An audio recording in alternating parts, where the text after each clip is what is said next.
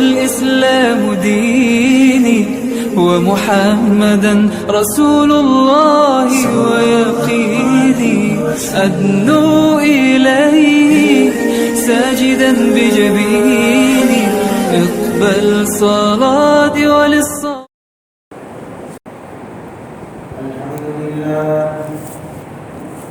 الحمد لله نحمده ونستعينه ونستغفره ونؤمن به ونتوكل عليه ونعوذ بالله من شرور أنفسنا ومن سيئات أعمالنا من يهده الله فلا مضل له ومن يضلل فلا هادي له ونشهد أن لا إله إلا الله وحده لا شريك له ونشهد أن سيدنا وسندنا ومولانا محمدا عبده ورسوله صلى الله تعالى عليه وعلى آله وأصحابه أجمعين. أما بعد فأعوذ بالله من الشيطان الرجيم. بسم الله الرحمن الرحيم. أرأيت الذي يكذب بالدين فذلك الذي يدع اليتيم ولا يحض على طعام المسكين فويل للمصلين الذين هم عن صلاتهم ساهون الذين هم يراءون ويمنعون الماعون. صدق الله مولانا العظيم.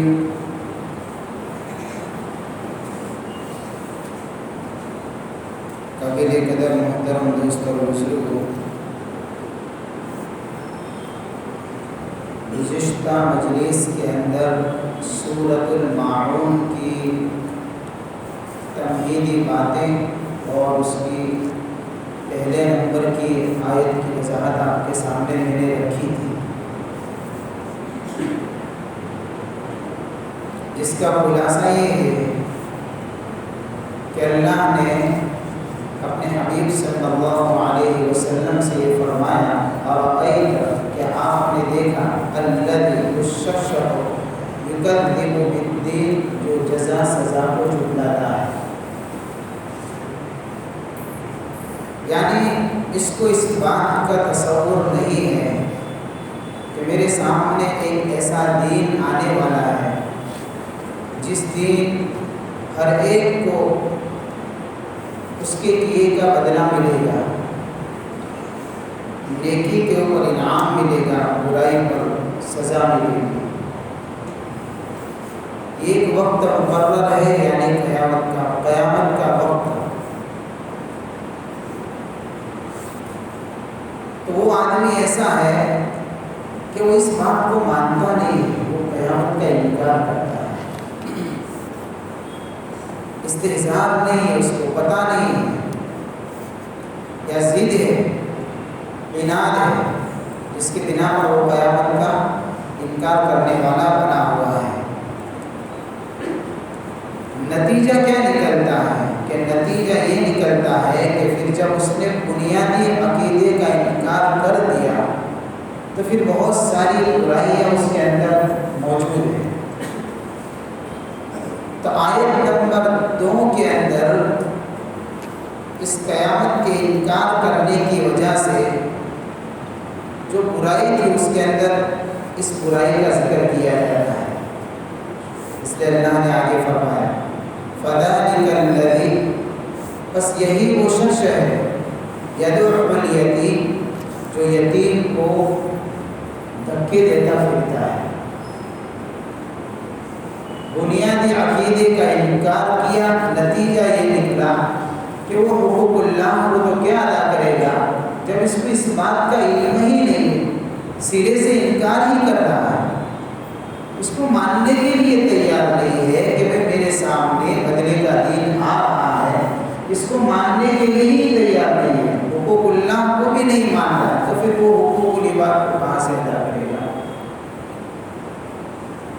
جو اس کے اوپر واجب حقوق ہے وہ کہاں سے ادا کرے گا؟ اس لیے آگے فرمایا فذلک الذی، بس یہی وہ شخص ہے جو یتیم کو دھکے دیتا ہے، زبردستی سے، ظلم اور جبر کے ساتھ میں اس کے مال پر قبضہ کرتا ہے اور اس کو اپنے دروازے سے بھگا دیتا ہے۔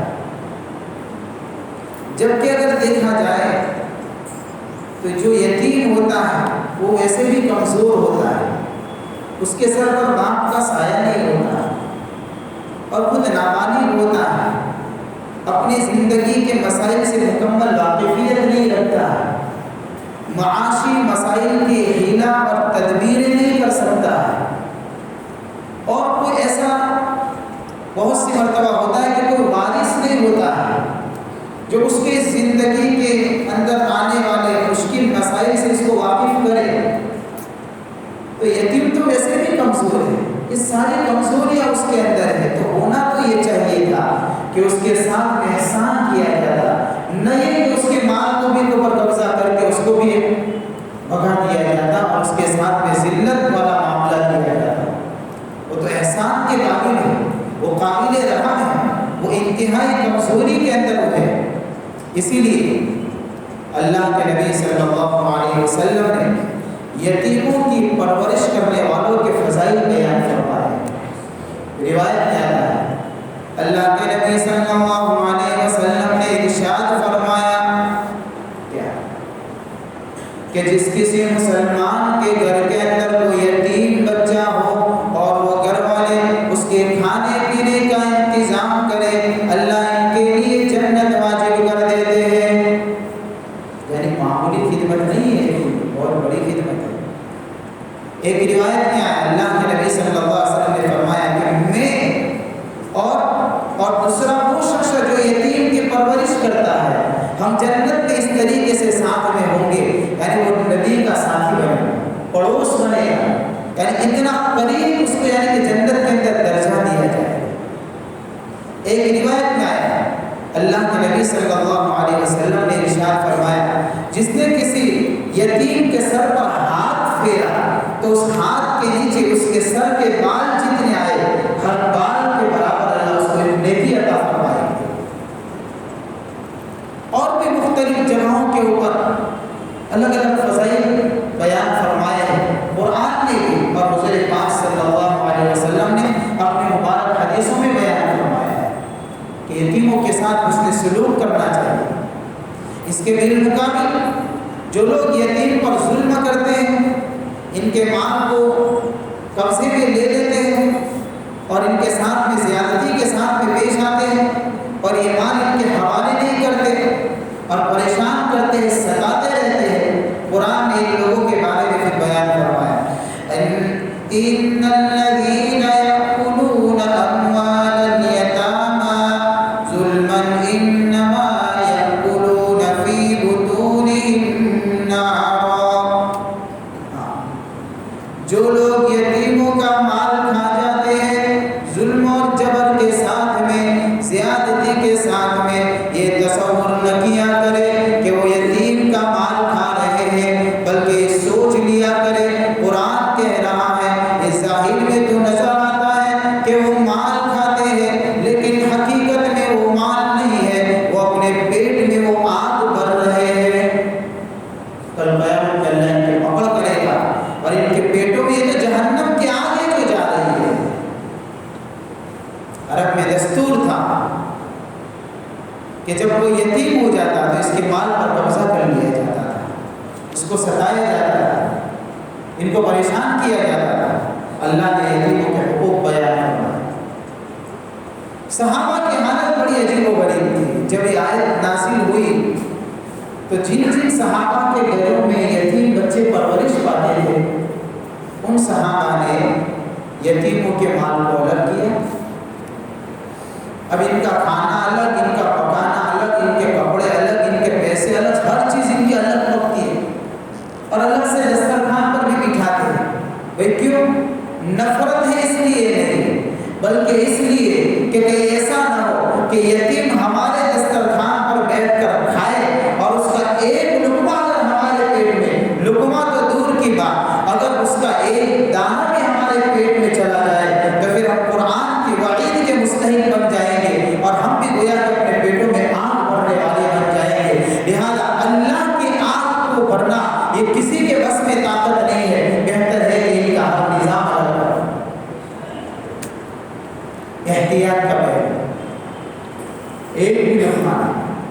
لیکن ہوا کیا؟ ہوا ایسا کہ جب اس طریقے سے صحابہ نے یعنی کہ احتیاط کا یعنی کہ پہلو اپنایا تو صحابہ کو تکلیف ہونے لگی. تکلیف یہ ہونے لگی کہ گھر کے اندر سب کا کھانا پکتا ہے، اس کی محنت الگ سے، اور یہ یتیم ہے تو اس کا بھی کھانا الگ سے پکا، ڈبل محنت ہوگی. دوسری بات ہے کہ بھئی ان گھر والوں کا کھانا بچے گا کھا لیں گے، لیکن یتیم کا کھانا بچے گا تو یہ تو نہیں کھا سکتے. اب کیا کریں گے کہ بگڑ جائے گا، ضائع ہو جائے گا، پھینکنا پڑے گا. اور اجتماعی کھانا جب پکتا ہو تو اس میں خرچ کم لگتا ہے، اور یتیم کا کھانا جب الگ پکے گا تو خرچہ زیادہ لگے گا. ابھی پریشانی آئی صاحب، احتیاط تو کرنی ہے، ان کا ایک دانہ نہیں تھا، لیکن ابھی کب تک چلا؟ تو صحابہ کرام رضی اللہ عنہم اجمعین نے اپنے اس مسئلے کو لے کر حضور کی خدمت میں حاضر ہوئے اور مسئلہ پوچھا. وَيَسْأَلُونَكَ عَنِ الْيَتَامَىٰ، صحابہ پوچھتے ہیں آپ کو، اے حضور یتیموں کے متعلق کیا حقوق ہے، کیا کریں ان کے مال کے بارے میں، کس طریقے سے ہم کیا طریقہ اپنائیں گے کہ ساری دشواریاں ختم ہو جائیں ہمارے لیے. تو قرآن نے اس مسئلے کا حل بتایا. قُلْ إِصْلَاحٌ لَهُمْ خَيْرٌ وَإِن تُخَالِطُوهُمْ فَإِخْوَانُكُمْ وَاللَّهُ يَعْلَمُ الْمُفْسِدَ مِنَ الْمُصْلِحِ وَلَوْ شَاءَ اللَّهُ لَأَعْنَتَكُمْ إِنَّ اللَّهَ عَزِيزٌ حَكِيمٌ. اے پیارے نبی صلی اللہ علیہ وسلم، صحابہ کو مسئلہ بتا دیجئے کہ بات یہ نہیں ہے کہ تم مال بھی الگ کر دو، کھانا بھی الگ پکا دو. مسئلہ یہ ہے کہ دلوں کے اندر یتیموں کی ہمدردی ہونی چاہیے. اصلاح لہم خیر، لہذا اگر تمہارے دل کے اندر واقعی یتیم کی ہمدردی ہے تو جتنا خرچہ تمہارے گھر کا کھانا پکانے میں لگتا ہے، حساب کر کے اس کے اوپر جتنا خرچہ آتا ہو اتنا خرچہ اس میں سے لے دو، ساتھ میں کھانا پکا دو. ایک ہی طرح کا کھانا ایک ہی دسترخوان پر بیٹھ کر کھاؤ تو پھر وہی مسئلہ پیدا ہوگا کہ پیٹ میں وہ آگ جائے گی. لیکن پھر وہ مسئلہ نہیں، وہ تو تمہارے دینی بھائی ہیں. دلوں کے اندر کھوٹ ہے کہ نہیں ہے اس کا فیصلہ تو اللہ کرے گا.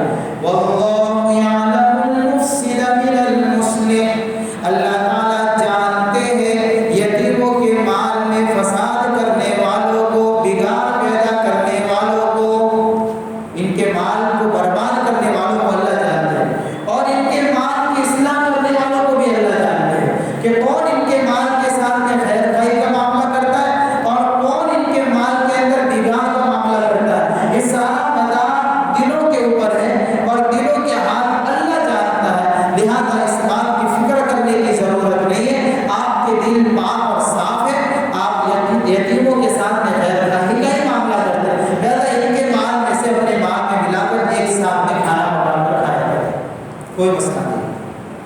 وَلَوْ شَاءَ اللَّهُ لَأَعْنَتَكُمْ، آگے اللہ نے فرمایا کہ اگر اللہ تعالیٰ چاہتا یتیموں کے متعلق تم کو مشقتوں میں ڈال دیتا.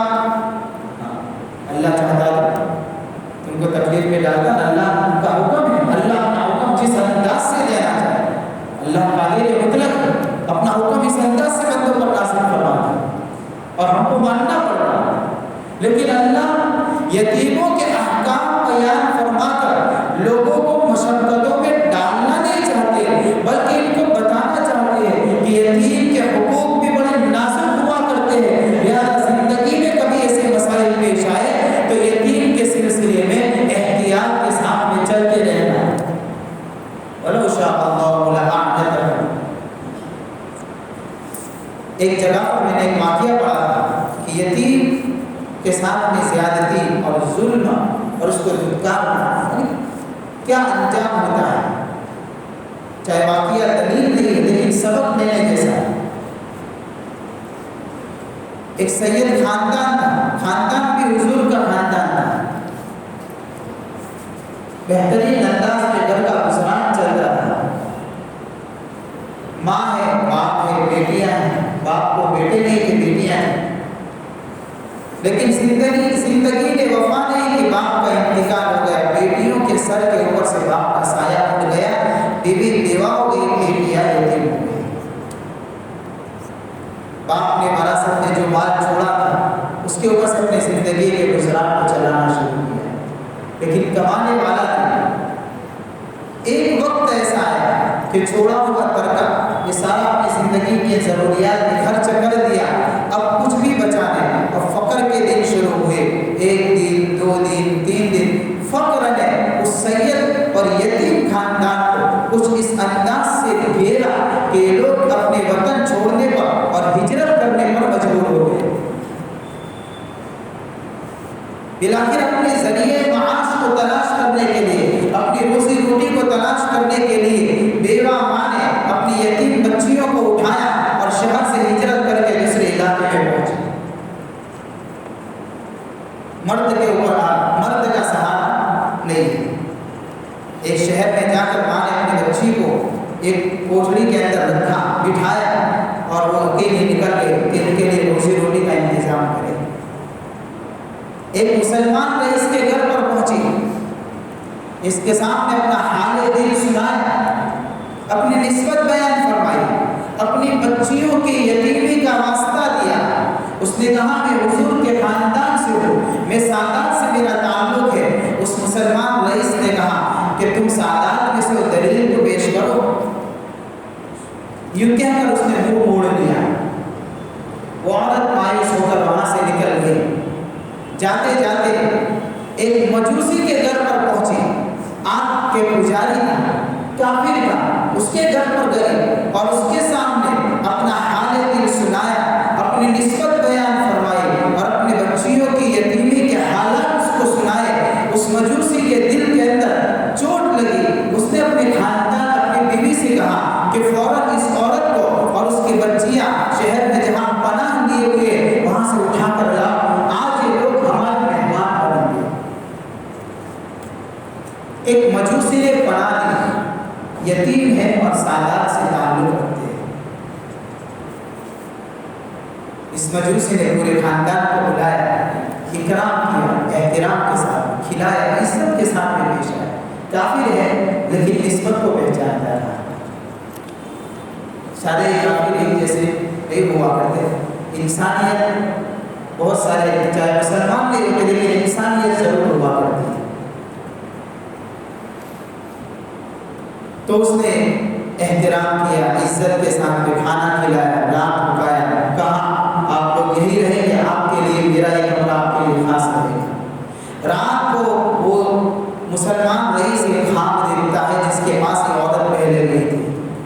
اس نے خواب میں دیکھا قیامت قائم ہو چکی ہے، حضور کے ہاتھ میں جھنڈا ہے اور سارے لوگ یعنی کہ امت حضور کے پیچھے ہے، پاس میں ایک عالیشان محل نظر آتا ہے۔ اس مسلمان رئیس نے خواب ہی میں حضور سے پوچھا کہ یا رسول اللہ یہ محل کس کا ہے؟ کہ ایک مسلمان ایک توحید کا اقرار کرنے والے کا ہے۔ تو اس نے کہا یا رسول اللہ میں بھی مسلمان ہوں، میں بھی توحید کا اقرار کرتا ہوں۔ اللہ کے نبی نے فرمایا تیرے در کے اوپر جب میرا خاندان آیا تھا تو نے دلیل مانگی تھی، آج تو جب میرے سامنے کھڑا ہے اپنی توحید پر دلیل پیش کر تو یہ محل تیرا ہے، تو بھی دلیل پیش کر کہ تو سچ میں موحد ہے۔ آنکھ کھل گئی، گھبرا گیا کہ مجھ سے بہت بڑا جرم ہوا ہے۔ میں نے اس عورت کی بات کو نہیں سنا، تلاش کرنے کے لیے نکل گیا۔ پورا شہر چھان مارا، پتا چلا یہ تو ایک مجوسی کے گھر پر اس عورت نے اس کی بچیوں نے پناہ لی۔ اس مجوسی کے گھر پر پہنچا، اس کو جا کر کہا کہ آپ میرے پاس سے جو پیسے چاہے لے لیجیے لیکن معزز مہمان میرے حوالے کریے۔ اس مجوسی نے کہا کہ سودا ہو چکا ہے، جو خواب تو نے دیکھا آج وہی خواب میں نے دیکھا، اور جو محل تو نے دیکھا وہ محل اللہ نے میرے لیے بنایا ہے۔ اللہ کی قسم کھا کر کہتا ہوں رات تو اس وقت تک ہم نہیں سوئے تھے جب تک ہم نے پورے گھرانے نے ان کے ہاتھ پر اسلام قبول نہیں کیا ہے۔ یہ سودا ہو چکا ہے، یہ محل میرا ہے، اور جس وقت تو پوچھ رہا تھا اس وقت میں بھی موجود تھا۔ یتیموں کے حقوق ہیں، اگر ایسا کوئی نسبت والا یتیم مل جائے تو انسان کے لیے خوش قسمتی ہے کہ اس کی تربیت کا پھر انتظام کرے۔ لیکن آج ہم ہمارے معاشرے کے اوپر نظر ڈالیں، ہم کو اگر کوئی کہے کہ ہم بھی یتیم کا مال کھاتے ہیں تو آدمی ہم کہاں کھاتے ہیں یتیم کا، کہ ہم کھا رہے ہیں یتیم کا مال، اور کئی یتیموں کے مال ہم کھا چکے ہیں۔ غور کرے، جب کسی کا انتقال ہو جاتا ہے تو شریعت کا حکم مرنے والے کے بعد یعنی انتقال کے بعد پہلا حکم یہ ہے وارثوں کو ان کے حقداروں کو حق دے، یہ پہلا حکم ہے شریعت کا، پہلا ہی حکم یہ ہے۔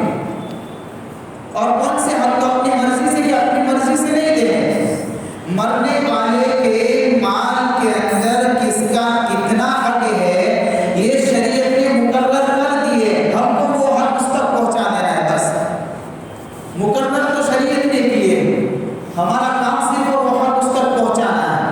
لہذا کسی کا انتقال ہو گیا اور ہم اگر اس کو کہیں تجہیز اور تکفین کے بعد کہ بھئی آپ کے مال کے اندر جو آپ کے وارثین ہیں ان کے حقوق دے دیں، تو آنکھیں پھاڑ پھاڑ کر ہم کو دیکھے گا، بیچارہ مولوی کہے گا نہیں تو اس کی حالت خراب ہو جائے گی، اور سامنے سے چھٹکانے کے لیے جواب دیتا ہے کیا کہ ابھی تو مرے 2 دن نہیں، اس کو مال کی پڑی ہے، تقسیم کرنے کے لیے آ گیا، یہ تو چاہتا ہے کہ اپنے بھائیوں میں اور ہمارے خاندان میں بنٹوارا کرنا چاہتا ہے۔ یہ مولوی کہاں سے آ گیا؟ مولوی کا کام تو ملانے کا ہے، ہم تو آج تک ساتھ میں رہتے ہوئے آئے ہیں، آئندہ بھی ساتھ میں رہیں گے، اور ابھی میں ہمیں کیا ضرورت ہے؟ یہ کیا ہے؟ یہ بے دینی کی ایک نشانی ہے، یہ ہمارے دین سے دوری کی دلیل ہے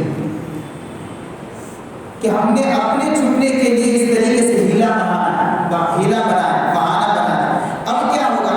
اب ساتھ میں رہتے ہیں، مرنے والے باپ کا غم تھا مثال کے طور پر 2 دن 3 دن 4 دن ہفتہ 10 دن، پھر غم تو بھول جاتے ہیں بھائی، پھر غم بھول جاتے ہیں، اب سب کی نظریں جاتی ہیں مال پر۔ اب چند دن ساتھ میں رہتے ہیں، پھر کچھ دن گزرے، پھر آپس میں لڑنا شروع ہو گئے کہ بھائی اس نے تو زیادہ لے لیا، ابا کا مال ہے، میرے حصے میں تو کچھ دیا ہے، یہ روزانہ اتنا لیتا ہے، مجھے کچھ ملتا نہیں، یہ وہی کھانا ہے وہ کھانا ہے۔ اب آپس میں لڑائی جھگڑے فساد، اب یہ الجھے، اب ایسے الجھتے ہیں کہ معاملہ اتنا مشکل کر دیتے ہیں کہ پھر اخیر میں مفتی صاحب کے پاس آتے ہیں کہ حضرت اس مسئلے کو حل کریں، تو 10 سال تک ترکا ہے، اس کو کون حل کرے گا؟ اب جب کہیں سے چھوٹنے کا راستہ نہیں ملا تو اب حل کرے مفتی کی چاہ، جب کہا اس وقت تو حل نہیں کیا، یہ تو ہو رہا ہے۔ اب ایسے الجھتے ہیں، کتنے الجھ جاتے ہیں کہ پوری رشتہ آپس کے اندر جانی دشمن بن جاتے ہیں اس کے لیے۔ ہاں، یا تو وہ مرے یا تو میں مروں، میں کیوں؟ باپ کی پراپرٹی میری ہے، یہ اسی لیے ہوگا۔ اور دوسری بات کہ مرنے والے کا انتقال ہوتا ہے اور بہت سارے رسومات اور رواجات کے اندر بہت ساری چیزیں پھر پکایا بھی جاتا ہے، کھایا بھی جاتا ہے، سارے ہی لوگ کھاتے ہیں۔ اب اگر یہ مرنے والے کے مال میں سے اٹھا کر کھانا پکایا گیا ہے، سنت بدعت کا مسئلہ نہیں بتا رہا ہے، ایک بات یاد رکھیں کہ یہ سنت ہے یہ بدعت نہیں بتا رہا، ناجائز اور حرام کی بات کر رہا، سنت بدعت کا مسئلہ تو بعد میں پیدا ہوگا۔ یہ جو بھی رسومات کیے جاتے ہیں، جو بھی رسم و رواج اپنائے جاتے ہیں اور اس کے پیچھے کھانے بھی پکائے جاتے ہیں، دیگیں چڑھائی جاتی ہے، یہ مرنے والے کے وارثوں کے اندر اگر کوئی نابالغ بچہ یتیم ہوا ہے اور اس کے مال میں سے پکایا گیا ہے تو جتنے لوگوں نے کھایا سب کے لیے ناجائز ہے، سب کو گناہ ہوگا، انہوں نے یتیم کا مال کھایا ہے، اللہ کے یہاں ایک ایک دانے کا حساب دینا پڑے گا۔ یہ ہو رہا ہے ہمارے ساتھ،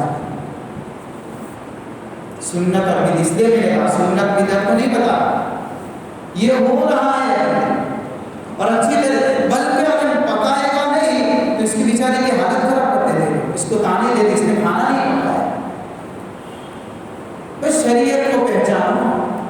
حقوق ہے کسی کے، مرنے والا مرا ہے، اس کے اندر وارثوں میں دیکھو کتنوں کی اجازت ہے اس کے مال میں سے بعد میں پکائیں گے، اور اس طریقے سے پکانے کا مسئلہ کیا ہے؟ اگر باہر سے مہمان آئے ان کو کھلانے کا مسئلہ ہے، اپنے جگہ سے کھلا دیجیے، یہ تو مرنے والے کے مال میں سے پکایا جائے گا تو یہ سارے مسائل پیدا ہوں گے، یہ ساری چیزیں ہونی ہی ہونی۔ بلکہ ایک بات سنیے، بچوں کو لوگ ہدیے تحفے دیتے ہیں، کوئی پیسے دیتا ہے، کوئی کپڑے دیتا ہے، کوئی کھانے پینے کی چیز دیتا ہے۔ بچوں کو تحفے میں اور ہدیے میں جو روپیہ، پیسہ یا دیگر چیزیں آتی ہے، ان چیزوں کا استعمال کرنا ماں باپ کے لیے بھی ناجائز ہے، ناجائز کہہ رہا، ماں باپ کے لیے بھی علماء نے ناجائز لکھا ہے، اس لیے کہ مال بچے کا یہ اس کا حق ہے، جس نے دیا ہے بچے کا نام لے کر دیا ہے، لہذا اگر پیسے دیے تو بچے کے ہوں گے، ہم روپیہ بھی نہیں لے سکتے، ان کا مال ہے، ان کے لیے ڈبہ الگ سے اس میں پیسے ہو، کپڑے دیے ان کا نام لے کر دیے، بلکہ ماں باپ نے خود اپنی طرف سے پیسے دیے یا کپڑے دیے اور بچوں کو مالک بنا دیا، پھر ماں باپ بعد میں چاہے کہ پیسے تو انہوں نے دیے کہ لاؤ استعمال کر دے، یہ بھی ناجائز ہے۔ ذرا نظر دوڑائیں، ہمارے گھر میں یہ ساری چیزیں ہو رہی ہیں، ہم نے کتنا ان بچوں کا ناجائز مال کھا لیا ہے، کتنا کھایا ہے۔ میں اچھائی کے لیے نہیں کہتا ہوں، لیکن مجھے اللہ کا شکر ہے میرے گھر کے اندر میرے 2 بچے ہیں، میں نے دونوں کے ڈبے الگ رکھے، مجھے کوئی روپیہ بھی دینا ہے تو جس کے نام کا ہوتا ہے اس میں جا کر ڈالتا ہوں، اور اگر میں لیتا ہوں تو قرض کے طور پر لیتا ہوں اور اس کو بک میں لکھ دیتا ہوں، اور پھر بعد میں جا کر وہ قرضہ بچوں کا ہوتا ہے میں واپس بچوں کو دے دیتا ہوں اور ان کے ڈبے میں ڈال دیتا ہوں۔ ہمارے یہاں عام طور پر بچے کی یا بچی کی پیدائش ہوتی ہے تو لوگ خوشی سے اس طریقے سے دیتے ہیں، ماں کو نہیں دیتے، بچے کو دیتے ہیں۔ یار احتیاط ضروری ہے، یہ نہ سمجھے کہ بچوں کا مال ہے تو اپنے بھی ماں باپ بچے، ہمارے لیے سب جائز ہے، اور اگر ان بچوں میں اگر نابالغ اور یتیم بچہ ہے تو پھر اس کا مسئلہ بہت زیادہ مشکل ہے۔ یہ ساری باریکیاں ہیں جو سماج کے اندر آج ان چیزوں کے اوپر توجہ نہیں دی جاتی، اس لیے بچوں کے حقوق مارے جا رہے ہیں، یتیموں کے حق، حقوق کے حق تلفی ہو رہی ہے، اور یہ ساری کی ساری چیزیں جو سماج کے اندر ہو رہی ہے، اس طریقے سے ہم یتیم کا مال کھانے والے بن جاتے ہیں۔